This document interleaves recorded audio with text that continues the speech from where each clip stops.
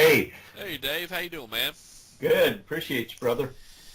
I'm Yes, excited sir. about these coffee talks because, toward the end, it seems like we go into revelations that you and I are actually having ourselves, and we've developed a platform for the listener to understand why we're feeling that way. Exactly. I like them too. It stimulates new growth. So awesome. You got anything on your mind today, man? Yeah, the broad scope of member banks. Now, in the beginning sentence of the Federal Reserve Act, it describes who the Federal Reserve Act is written for, and it's member banks. That's who they're providing elastic currency, among a few other things in the title sentence. These member banks are artificial persons, of course. Member Yes. banks don't live and breathe, and so the member bank actually covers a broad scope, possibly even including, I think that there might be some problems, but 501c3. If the pastor and the accountant at the church understood, they could be making their demand for lawful money and be getting the benefits. Now, as far as the parishioners or the congregants getting their refunds back through the church, I think there might be some problems, but, and it could get complicated. But I'm just talking about the broad scope of member banks. And here's one thing. Over the years, you've probably heard me describe member banks. I've said state banks, okay? Hmm. Well, pretty quick in the Federal Reserve Act, it describes these member banks to be federal and state banks. But here's something from the Congress, and this is, I believe, Section 202 of the Federal Reserve Act. It says, in order to facilitate the admission to membership in the Federal Reserve System of any state bank, which is required under subsection blah-de-blah for a few lines, and then it says the Federal Reserve System, in order to be an insured bank or continue to have any part of its deposits insured under such section 12B, the Board of Governors of the Federal Reserve System may waive in whole or in part the requirements of this section relating to the admission of such bank to membership. So if Wow. you endorse private credit, you've been accepted under this waiver of requirements as a state bank.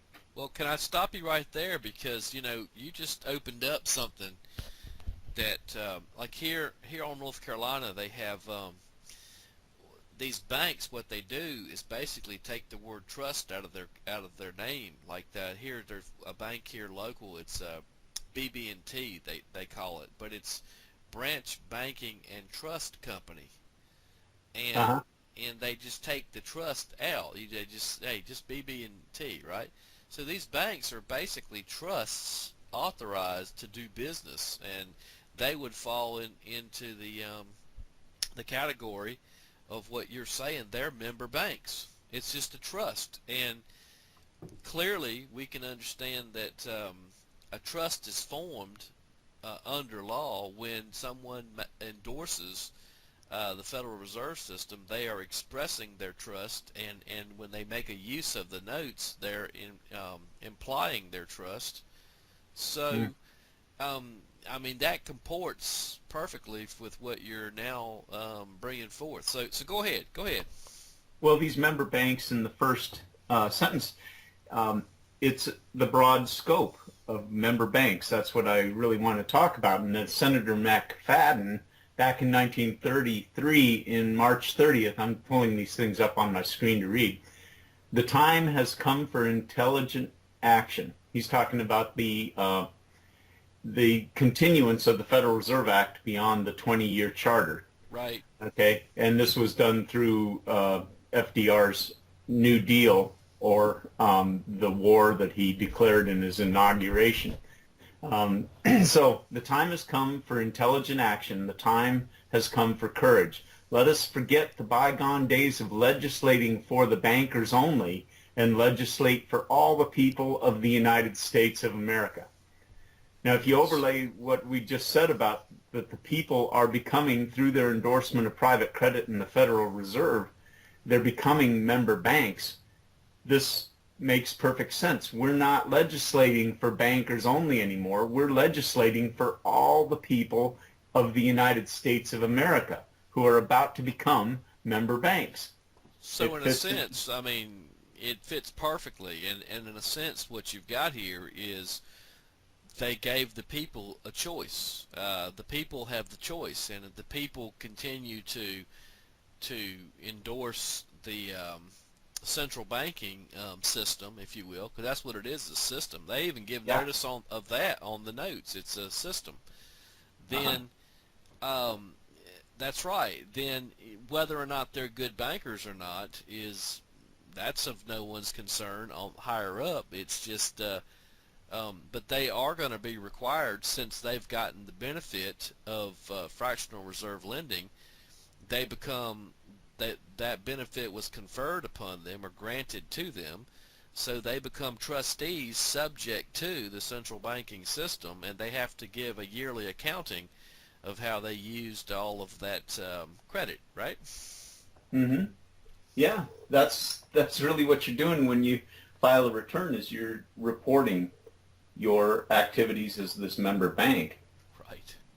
Now, there's another aspect of this would be, I think it's called Metro Center versus the Federal Reserve Bank of Minneapolis. And this is a very complicated case, but it's just loaded with these citations. And through looking in the citations, I was able to discern that the Federal Reserve Bank is not federal. Right. However, it is an instrumentality of the United States government, because Congress has actually sanctioned a corporation to be able to lose money, meaning that the stock certificates are designed to be worth less tomorrow than they are today. That's Federal Reserve notes right there. And so, well, hold on a second. Let's just stop there for 1 second. So basically, if the money inflates, because the Federal Reserve System allows for deflation as well as inflation, so if the through fractional reserve lending practices, we're putting more credit. When I say money, I'm using it loosely. You understand what I mean? Credit. right. So more credit is being put into circulation. More legal tender, if you will, is in circulation, which would reduce the value of that tender. But it also has the ability to deflate, and as less and less is put into circulation, then you know, I guess the supply and demand curves would regulate value, but as less money is in supply, you know, does the value go up or down? I guess that's market driven. But I guess what I'm just talking to your point is, clearly as more credit is put into supply, then the value of that credit has got to diminish, right? Uh-huh. Yeah, that's right. And so what I'm saying is that is against a basic tenet of commercial incorporation. It's bad fiduciary responsibility to have to design loss into any corporation, and this is what makes the Federal Reserve an instrumentality, not an agency, right, of the United States of America and the U.S. government, is because Congress actually designed something in 1913 that is contrary to good business. And this is why they had to give you the remedy, too, in Section 16 and Title 12, Section 411, is because they were doing this. You have to go into it voluntarily. But being a bad banker means that you're handling these notes, and you're not lending them out to your brother and getting usury and keeping ahead of that loss. You see, you're a bad banker if you're not doing that. It's all based on interest and usury. And usury, if we could just touch this and bring this back to Scripture here for a second, usury is against the scriptural laws. You're not in a sense it is. You're allowed to lend it usury to one who is not your brother, but one who is a brethren in the society cannot be lended usury. Now, here's the interesting thing. After the 14th Amendment, everybody's a brother in the society, because everybody is on the same equal plane after that, right? Yep. Yeah, you're referring to Deuteronomy 23:20, that you can charge usury against the foreigner among you. Yes.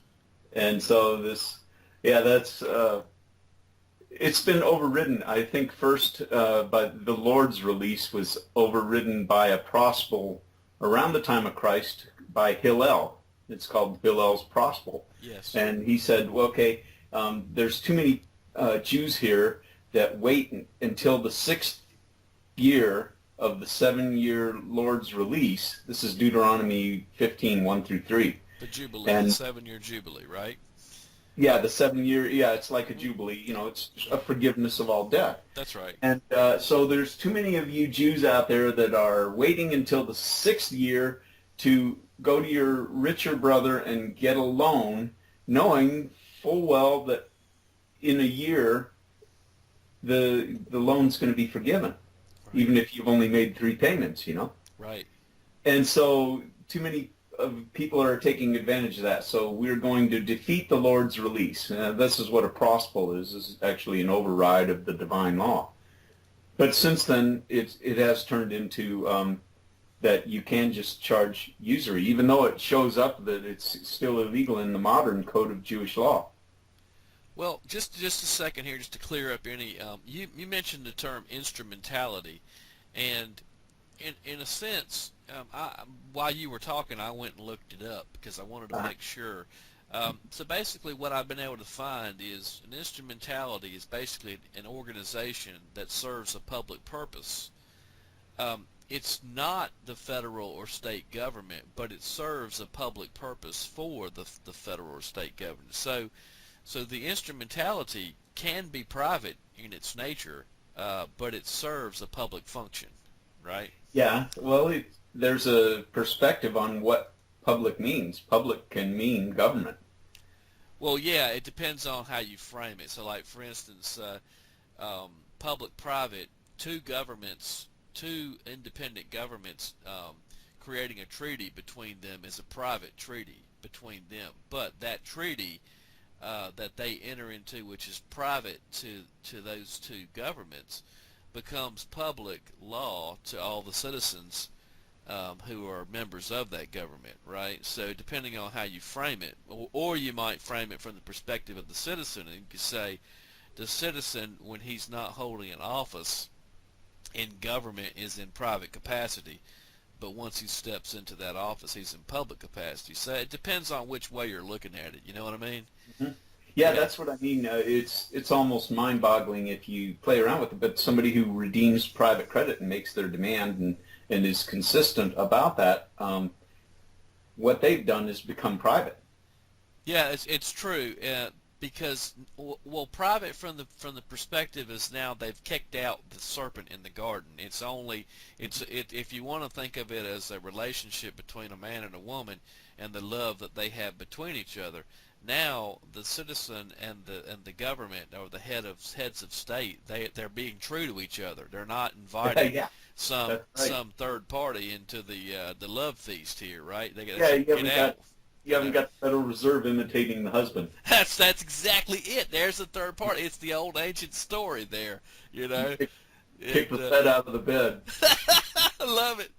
Kick the Fed out of the bed. That's great. That's great. The wedding bed is defiled. Get the Fed out of the bed. I love it. Yeah, really. Go ahead, Dave. Let's do some laundry on the sheets now. Yeah. So all right. So continue, man. This is good. Well, I think back to the broad scope of member banks. There's no requirement, or the requirements to become a member bank of the Fed can be waived. And in 1933, that's really what the objective was. The new trust was that when their salary checks come in, this will be helping if you just turn it over to the new trust, and that's done. The new trust is trust in the Fed. They didn't want the run on the Fed, so they made it illegal for you to have gold. You had to turn your gold in. I've heard of some people recalling that their parents and their grandparents were crying, right? That they had to turn in their gold or go to jail. Well, and it was as you're talking, it reminds me of that FDR quote, which I brought up, and recognized government bonds are as safe as government currency. Yeah, that's right. That was the radio broadcast to the state governors. So it says they have the same credit back of them. So, in Yeah. other words, none of this government bond or government currency, I mean, I'll say it like this: a rock star is nothing without fans, and a government that has no people to trust it, yeah, it's there, but it's an island unto itself. And Hmm. so they have the same credit back to them. The credit back to them, in a sense, is granted by the people that lend their trust to that system.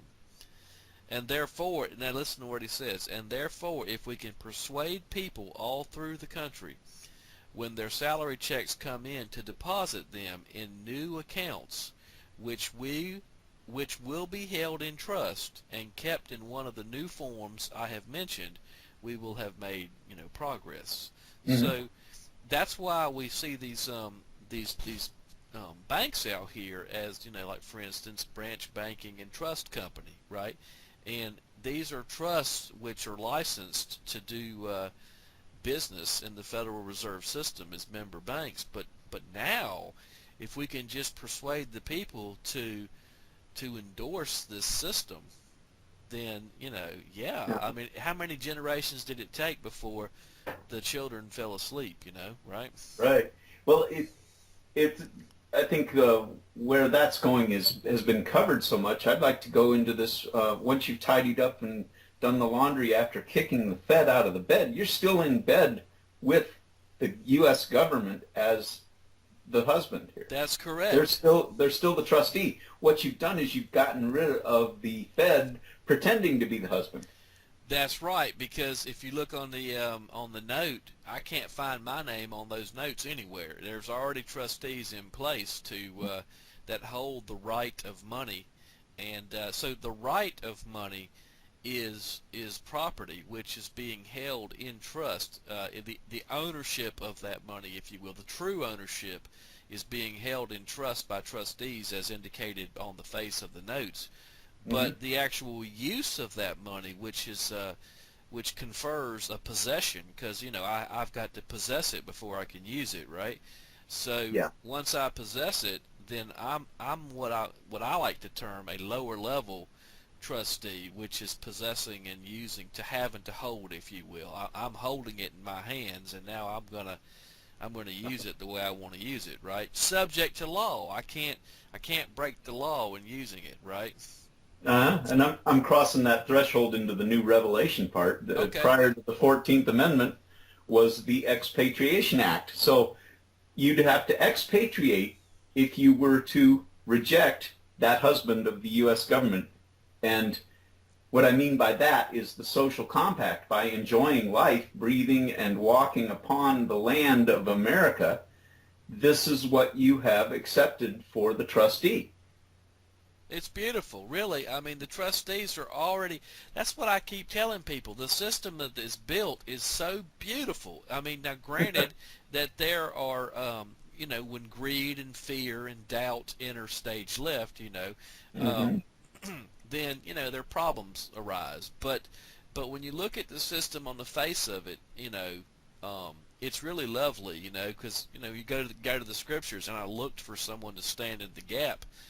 Well, the one who stands in the gap is the trustee. It's the husband who holds the wife in coverture and love, and the Uh-huh. wife can make a use of all the estate, and the husband grants that, But at the end of the day, the buck stops with the husband, right? Well, Um, yeah, and I think that's the purpose of the Expatriation Act, just prior to the 14th Amendment, is that but I think the big folly that I see is people trying to expatriate by calling the U.S. government a corporation. that is tremendous folly. They don't understand, do they?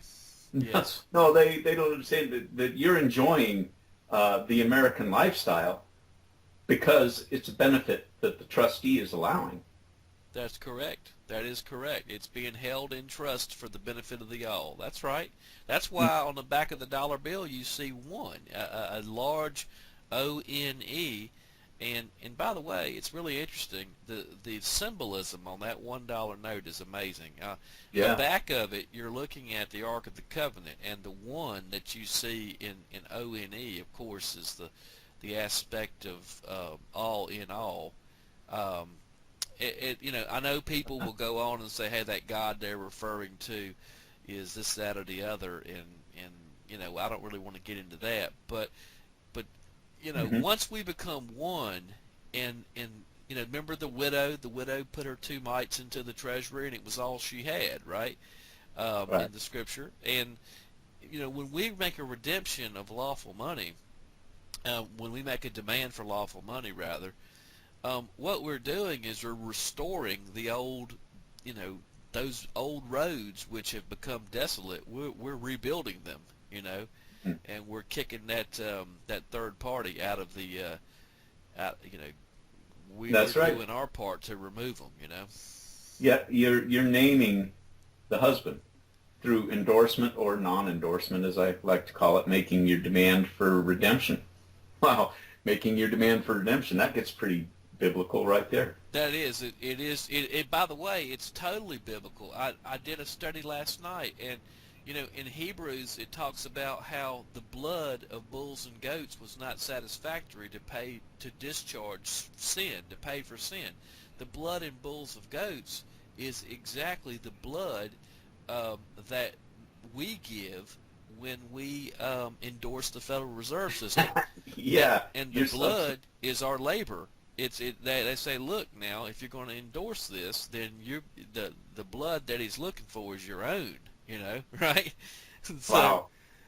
But if you make a demand for lawful money and you go into a system of redemption, the blood has already been posted on the doors and the lintels. It's already been taken care of. There's already a trustee in place to stand surety for all this, right? Yeah. Let me just point out, Title 31, Section 5115 about U.S. notes is they cannot be used for reserve currency. So that's just to help the listener keep up with what we're saying here is that, well, unity, reconciliation represented in that one, I think maybe a word to describe what you were saying is monotheism. Yes. Is according to proper balances, okay? False balance is an abomination to the Lord, and a just weight is his delight. Proverbs 11:1 really describes why, when we went into elastic currency from the first sentence of the Federal Reserve Act in 1913, remedy had to be drawn in. In Section 16, they shall be redeemed in gold on demand at the Treasury. Okay, that's the way it read in 1913, and then in 1933, when the gold was seized, they had to change that to they shall be redeemed in lawful money on demand. I think it's really amazing because when you come to this concept of us, instead of, as long as we like to think of I and me and things like that, well, we become individuals, but when we come to like a unity type of consciousness and we consider our brother before we act, we come to this idea of us, and in a way it's rising up out of the Levitical priesthood and entering into the Melchizedek priesthood, which is right. a global understanding that it's us, we're all involved here, and that when we act as individuals, we actually hurt each other. We don't just hurt ourselves, we hurt everybody. Well, it's been outmoded by technology. We can travel anywhere in the world in a day, and we can communicate instantaneously all across the globe. So we don't have foreigners and strangers anymore. We're a unity and a brotherhood of man. So the usury upon these prospals is actually against divine law, and therefore cannot live. It cannot be a long-standing situation. That's that's awesome. That's well put. And I'm just looking up here and seeing that we're at 24 minutes, and I like to keep these just under 25 minutes. And so, how about we just call it a day here? This has been an awesome chat, man. So I really appreciate you, David. All right. Talk to you in a couple days. Okay. See you, man. You Bye. got it.